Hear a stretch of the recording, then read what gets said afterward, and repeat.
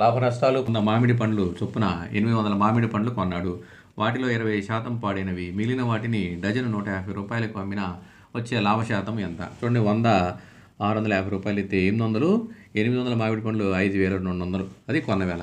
దాంట్లో 20% పోయినాయి, 70% ఎంత అంటే 600 వచ్చినాయి. 600 డజన్లు చేస్తే 50 డజన్లు. సో అమ్మిన వేల ఈజ్ ఈక్వల్ 50 × 150, 7500.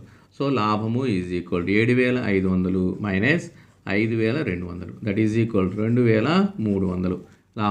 లాభ శాతము ఈజ్ ఈక్వల్ 2300 డివైడెడ్ బై కొన్న వేల ఇంటూ 100. ఓకే, చూడండి ఇక్కడ మనకి ఈ జీరోస్ క్యాన్సిల్ చేసేయండి.